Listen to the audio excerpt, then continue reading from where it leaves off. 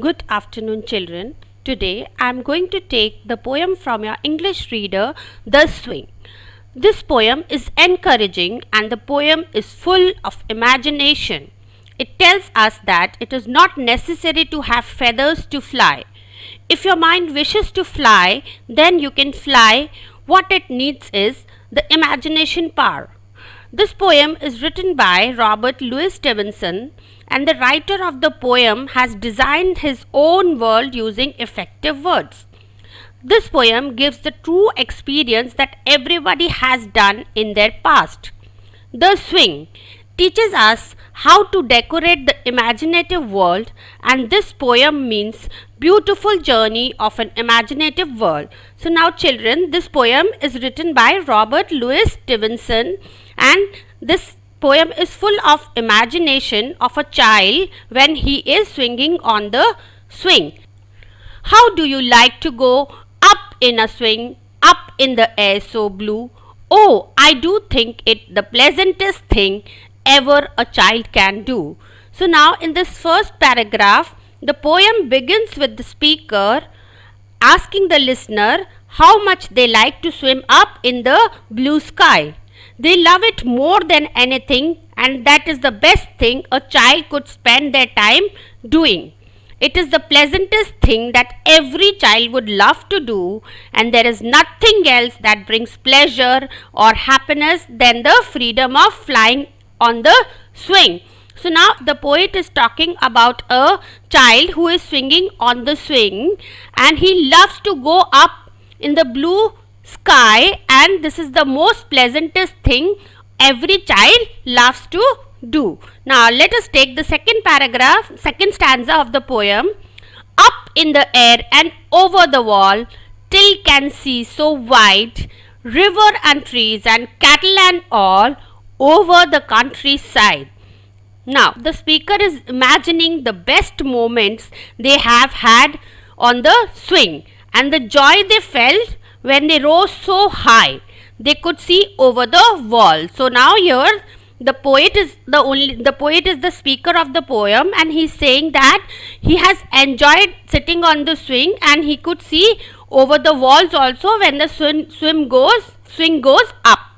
Now, poet has cleverly explained all the sceneries in very good manner, and it tells that it is not necessary to have feathers to fly, but if you have a good imagination, you can easily fly in the world of imagination, being on the swing.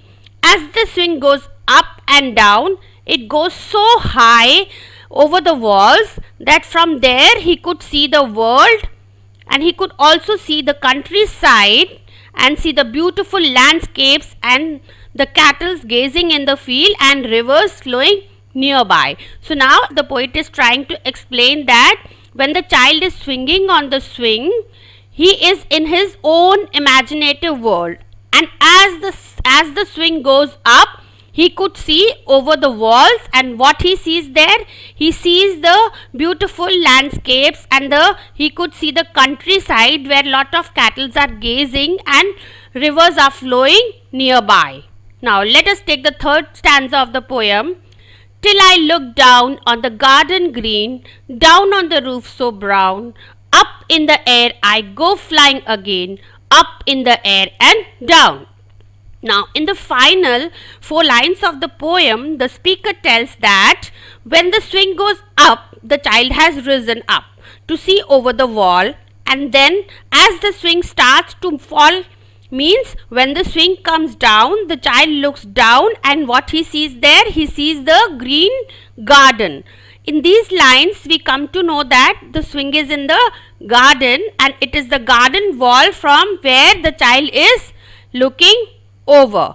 Now, the poet is telling us that, as we already told you, that the child is in his own imaginative world.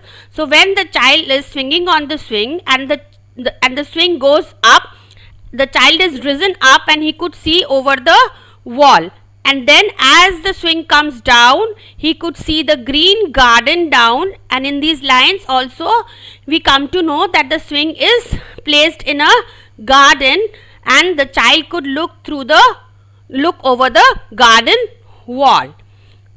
On the way back down, child also see the roof so brown. So when as the swing comes down, he is seeing the green garden and the brown roofs also he can see. Now in the last two lines, both begins with the phrase up in the air. As long as the child has the energy to push the swing, they will continue in this arc, up above the wall and then back down below. It is clear that the joy of swinging is going to continue on for a while longer as the swing goes up and down. So now in the third stanza, what the poet is trying to tell us is that the child is on the swing, and till he has the energy to push the swing, he will not get down from the swing and he will enjoy that up and down of the swing. So this tells us that the joy of swinging is the most pleasantest thing a child loves to do. Thank you, children.